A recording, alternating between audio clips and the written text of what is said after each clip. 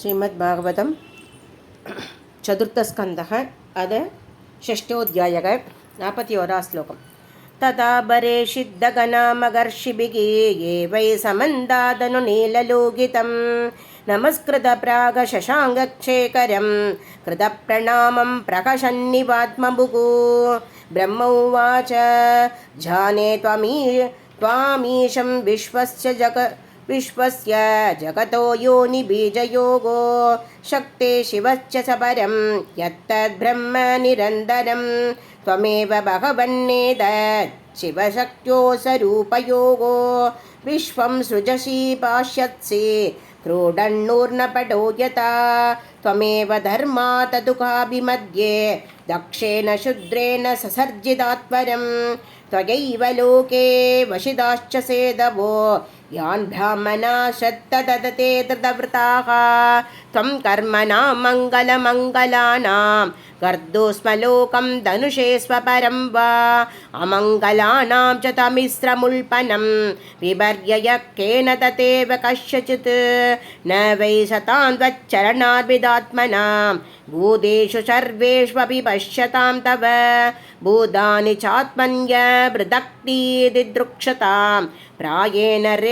रोषोऽपि भवेद्यदा पशुं पृथक्तियः कर्मदृशो दुराशया परोदयेनार्बिद कृतत्रुजोनिशं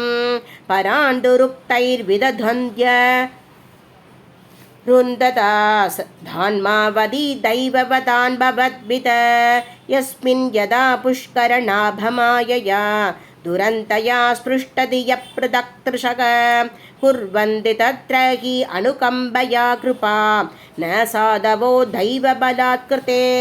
क्रमं भवांसु पुंसः परमस्य मायया दुरन्तया स्पृष्टमधिः समस्तृक् तया हदात्मस्वनुकर्मचेतक स्वनुग्रहं कर्तुमिगार्हसि प्रभो कुर्वद्वरस्योदतरणं हदस्य भोः त्वया समाप्तस्य मनो प्रजापतेः न यत्र भागं तव भागिनो ततुको कुयन्त्विनो येन मघो निनीयते जीवदात्यजमानोऽयं प्रपद्ये दाक्षिणीभकः भृकोस्म शृणीरुगन्तु भूष्णो दन्ताश्च पूर्ववत् देवानामग्नकात्राणां ऋत्विजां चायुताश्मभिः भवदानुग्रीकदानामाशो मन्योस्त्वनादुरं एष ते रुद्रभागोऽस्तु यदुश्चिष्टोद्वरस्य वै यज्ञस्य रुद्रभागेन कल्पधामत्ययज्ञहन् इति श्रीमद्भागवतपुराणे चतुर्थस्कन्धः रुद्रसान्त्वनं नाम षष्ठोऽध्यायः श्रीहरये नमः श्रीहरये नमः श्रीहरये नमः जानकी गोपिका जीवनस्मरणं गोविन्द गोविन्द